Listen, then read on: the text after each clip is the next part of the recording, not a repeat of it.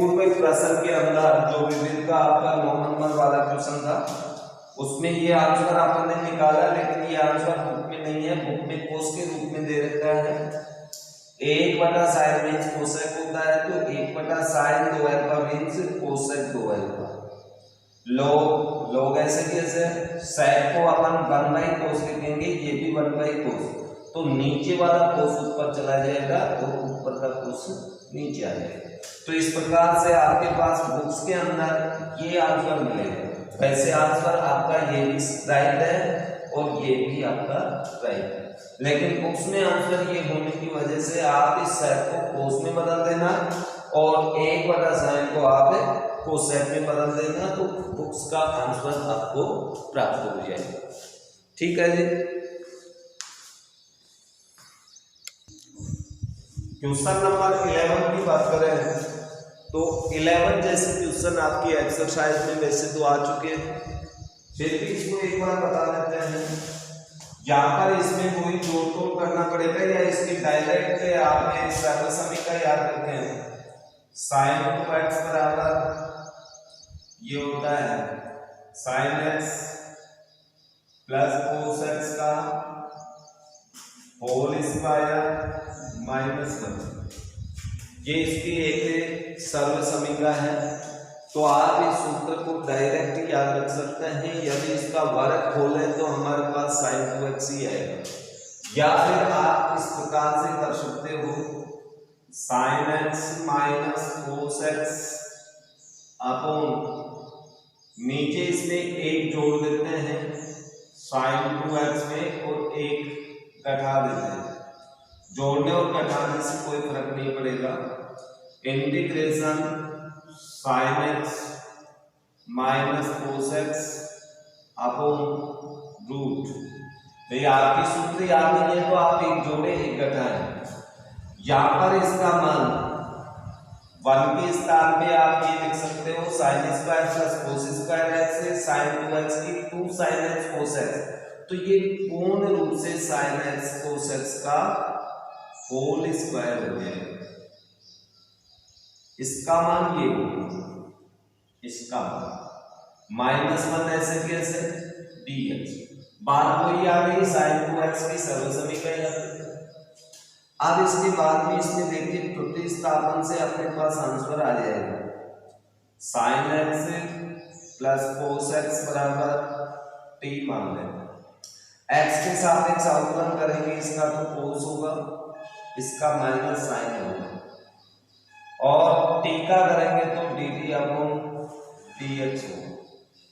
या फिर यहां पर माइनस चिन्ह कॉमन ले लें तो sin प्लस का cos माइनस का dx इधर आगे गुणा हो जाएगा बराबर dt, या फिर इसको अपन लिख सकते हैं sin x minus cos x into dx बराबर माइनस dt।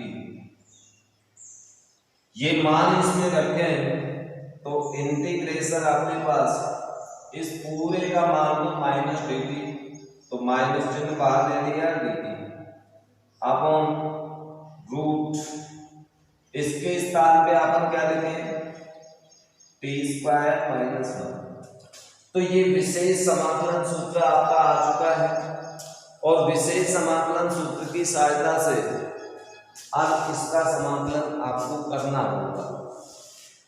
यदि ये 1 पहले होता t बाद में होता तो साइन इनवर्स वाला विशिष्ट सूत्र इसमें लग जाता, यदि प्लस चिन्ह होता तो tan इनवर्स वाला लग जाता, लेकिन अब इसमें आपका सूत्र काम करेगा कौन सा, लॉग वाला। तो लॉग वाले सूत्र का प्रयोग करें आप तो आपके पास ये आएगा minus log x means t plus root t² -1 plus ये लॉग वाले विशेष सूत्र का प्रयोग हो गया इक्वल माइनस लॉग t का मान वापस रखें अब t का मान वापस रखें तो t में तो आपके पास ये है sin x plus cos x plus root sin x cos x का वर्ग करके इसमें रखेंगे तो आपके पास कोई मान प्राप्त होगा sin 2x प्लस c। ये आपका फाइनल आंसर है। इसमें मान रखोगे ना sin x plus cos x का होल स्क्वायर खोलेंगे तो sin square plus cos square plus 2 sin x cos x आएगा, 1 तो आपका कट जाएगा और 2 sin x cos x का मान sin 2x होगा, क्योंकि sin 2x को तो हमने इस रूप में बदला था तो आपके पास यही मान आएगा। तो फाइनल आंसर ये होगा। क्वेश्चन नंबर 18 या 18 नंबर वाले क्वेश्चन में देखिए आप, लॉग के ऊपर स्क्वायर है, ये एक घात है या अचर है, अर्थात ये जो नीचे बड़े कोष्ठक में संख्या ये दे रखी है एक लॉग के रूप में द्विघात फलन है और इस द्विघात फलन को आप प्रतिस्थापन द्वारा मान सकते हैं। माना log x बराबर t, तो अपने पास बन गई x dx बराबर dt या dx बराबर हमारे को प्राप्त होगा x dt। ये मान इसमें रखें तो integration 1/x into 60 square plus 70 plus 2 into dx के स्थान पे h dt, तो x से x तो आपका कैंसिल हो गया और ये t चर के रूप में आपका द्विघात 7t प्लस 2 dt। इसके गुणनखंड आप कर सकते हैं, गुणनखंड करेंगे तो अपने पास देखिए गुणनखंड क्या होते हैं, इसके गुणनखंड करो तो गुणनखंड करें ऐसी संख्या ढूंढने की गुणा करें तो 12 और ये आए तो आपके पास यहाँ गुणनखंड हो जाएगा 3 के रूप में, तो एक गुणनखंड होगा 2t 3t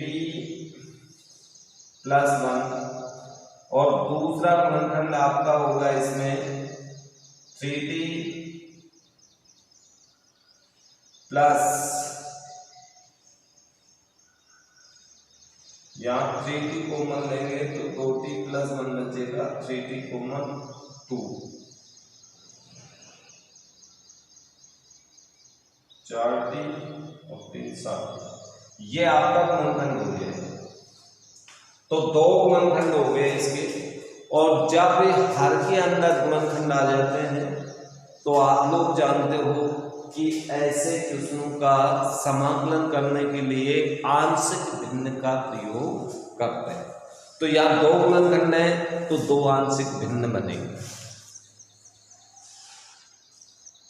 अब आंशिक भिन्न वाले प्रश्नों में आपने पढ़ा था कि आंशिक भिन्न बनाने के बाद में तुलना करेंगे दोनों पक्षों की। अब तुलना कैसे करते हैं और तुलना करके a तथा b का मान कैसे ज्ञात करते हैं, आप लोग आंशिक भिन्न वाले प्रश्नों को देखें, यदि याद नहीं है तो, नहीं तो आप निकाल ही लोगे।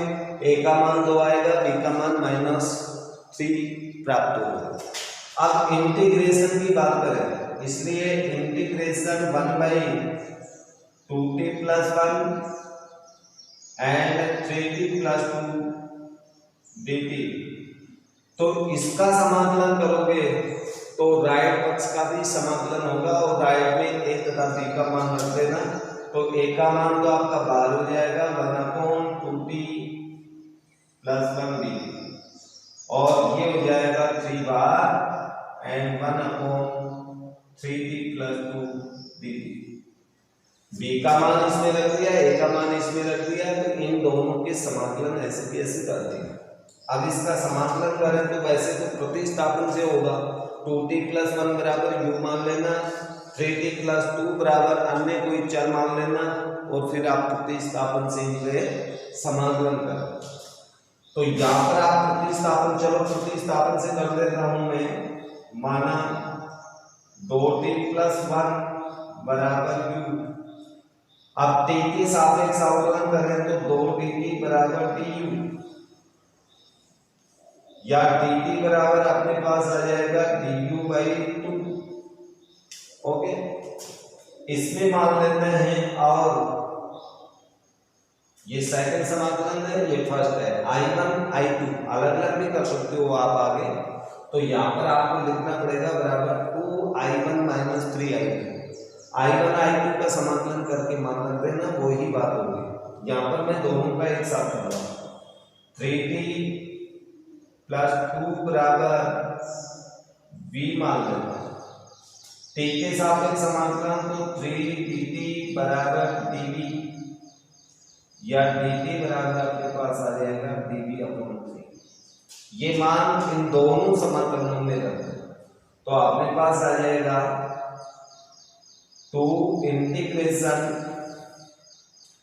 इसके स्थान पे 1/u, dt के स्थान पे du/2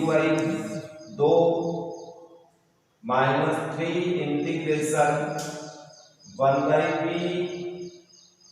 और dt के स्थान पे dv/3। चलो इसको आगे हल करते हैं। 2 को बाहर निकालेंगे, 2 से 2 कट गया, 1/2 dv du, 3 से 3 कट जाएगा, इंटीग्रेशन dv/v। इसका समाकलन होगा log u, इसका समाकलन होगा log v प्लस c। अब u v के मान वापस रख दें, फिर t चले आएगा और t का मान वापस रखेंगे, तो x वेरिएबल के अंदर आपका आंसर होगा। तो आगे अपन किस तरह से मान रखते हैं, देखिए मान रखिए इक्वल log u मीन्स क्या था आपका 2t प्लस, चलो एक बार इसको मैं इस रूप में लिख देता हूं, दोनों लोगों को एक साथ, log u/v प्लस c। अब u और v के मान रखे हैं। u का मान था 2t + 1, v का मान था 3t + 2 प्लस c। अब t का मान रखें log, तो t का मान रखोगे तो 2 log x + 1 upon 3 log x + 2 plus c। या इसको अपन इस प्रकार से लिख सकते हैं, log ये 2 घात में चला जाएगा, तो log x² + 1 प्लस ये 3 भी घात में चला जाएगा, log वाला सूत्र लगा लेना, q + 2 प्लस c। तो फाइनल आंसर अपने पास ये प्राप्त होगा। वैसे आपका उत्तर ये भी सही है, ये भी सही है, दोनों में से कोई सा भी आंसर निकाल। ओके, तो ये कुछ विशेष प्रकार के क्वेश्चन थे। Question number 20। वैसे तो आपको मैंने पहले बता दिया कि sin 2x, क्योंकि sin 2x बराबर ये सर्व समीकरण होती है sin x + cos x का होल स्क्वायर -1। चाहे इसको आप cos x + sin लिख दो, चाहे sin + cos x लिख दो। यदि इसका वर्ग अपन खोलें तो हमें sin 2x ही प्राप्त होगा। देखिए खोल के देख लीजिए आप, एक बार आपको समझा देता हूं मैं। यहाँ वर्ग खोलेंगे तो आपके पास आएगा sin² x + cos² x + 2 sin x cos x - इसका मान 1 होता है, plus 2 sin x cos x का मान sin 2x होता है, सर्व समीकरण -1। ये दोनों करते हैं, क्या प्राप्त हुआ sin 2x। तो sin 2x के स्थान पे हम ये लिख सकते हैं। तो आप इसे लिखिए और उसके बाद में इस प्रश्न को बनाने की कोशिश करें। तो यहाँ पर इसके स्थान पे मान रखने से समाकलन ये होगा sin x + cos x 9 plus 16 into sine x plus cos x का होल स्क्वायर -1 dx। खोलने पर अपने पास sine x plus cos x बटा 9 plus 16 into sine x plus cos x का होल स्क्वायर -16 dx। या फिर आगे अपन हल करें तो इसको इस प्रकार से हल कर सकते हैं। देखिए यहाँ पर यदि इस सरल समीकरण का प्रयोग करते हैं तो ये प्रतिस्थापन करना पड़ता है और इसका अवकलन ये प्राप्त नहीं होगा। इसका अवकलन क्या आएगा, हमें प्राप्त होगा cos x minus sine x, जो कि ऊपर नहीं है, इसलिए इसके स्थान पे हम दूसरी सरल समीकरण का भी प्रयोग कर सकते हैं। 1 minus sine x minus cos x का होल स्क्वायर। यदि इसका वर्ग खोलेंगे तब भी हमें साइन 2x ही प्राप्त होगा। तो आप इसके स्थान पे ये वाले सरल समीकरण प्रयोग में, और ये सरल समीकरण प्रयोग में लेंगे तो 1 पहले हो जाएगा माइनस और ये माइनस। आप इसको हल करेंगे तो आपके पास ये प्राप्त होगा। इसे हल करेंगे, कोष्टक खोलेंगे तो हमें प्राप्त होगा 16 minus 16 sine x minus cos x का होल स्क्वायर। अब प्रतिस्थापन, इसका अवकलन यही होगा तो हमें मान प्राप्त हो गया।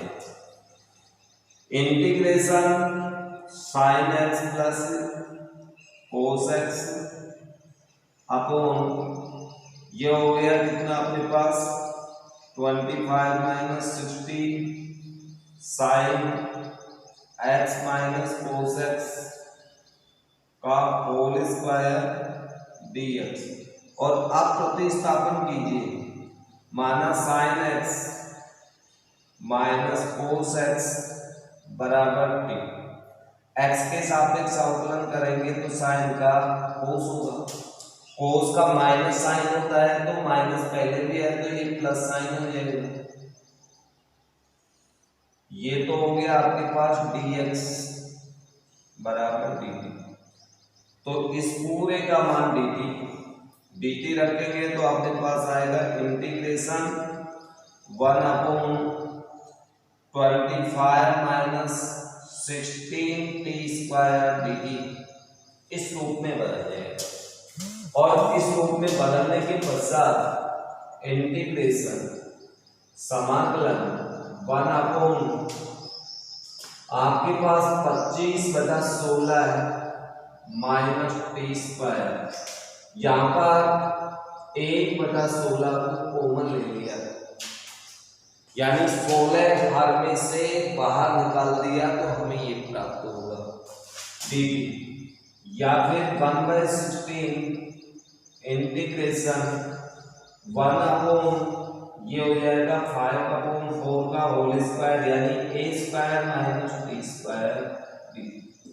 a square minus T square रूप में आ रहा है, विशिष्ट समाकलन सूत्र है, उसका प्रयोग करेंगे तो आपके पास इसका समाकलन into 1/2a 2a means 5/4 log।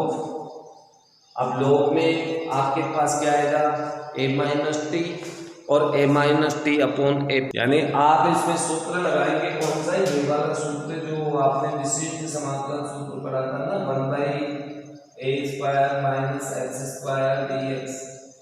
तो इसका समाकलन होता है 1/2a log a plus x upon a minus x। तो इसका प्रयोग करें, a के स्थान पे 5/4, x के स्थान पे 3, तो 5/4 प्लस 3 5/4 माइनस टी प्लस सी। जो करता है वो काट दो, जो हल होता है उसे हल कर दीजिए। तो आपके पास ये आ गया भाई, ये आपका कट जाएगा, 2 ऊपर जाएगा, 2 इससे कटेगा 16 से, तो 1/40 आपके पास बच जाएगा। देखिए 5/2 बच रहा है, 5/2 को 16 से गुणा करेंगे तो आपके पास 40 प्राप्त होगा। नहीं लो, यहाँ पर भी आप लघुत्तम दे करके हल करते हैं इसे, तो 5 + 40 अपॉन 5 माइनस 40 प्लस सी। अब टी का मान वापस रखेंगे तब आपके पास आंसर आएगा। तो टी का मान वापस रख दीजिए। टी का मान रखने से हमें इस प्रकार से मान प्राप्त होगा। T means sin x minus cos x। तो 1/40 log, यहाँ पर आपके पास आ जाएगा 5 + 4 sin x minus cos x upon 5 minus 4 sin x minus cos x plus C. ये अपना उत्तर है। तो ये 20 नंबर का क्वेश्चन था। इस प्रकार से विविध प्रश्नमाला के अंदर लगभग सभी टाइप के क्वेश्चन हैं, खलसे वाले में हैं, वो भी आप करके देखना और ज़्यादा से ज़्यादा अभ्यास करना। फिर भी कोई क्वेश्चन आपके समझ में नहीं आया है तो कमेंट्स करके कल ही पूछ लें, जिससे कि नेक्स्ट वीडियो में उसका हल प्राप्त हो जाए।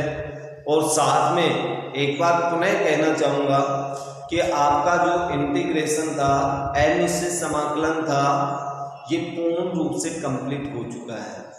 इसलिए आप लोगों से अनुरोध है कि इस समाकलन को एक बार पुनः अवश्य पढ़ें, एक बार अच्छे से देख लें और अच्छे से देखने के बाद में यानी समाकलन में पूर्ण रूप से आप पारंगत हो जाएंगे। उसके बाद में अपन नेक्स्ट क्लास के अंदर निश्चित समाकलन पढ़ेंगे, जो कि एक महत्वपूर्ण बहुत ही इम्पोर्टेंट टॉपिक है और वो तभी समझ में आएगा जब आपको समाकलन आता है।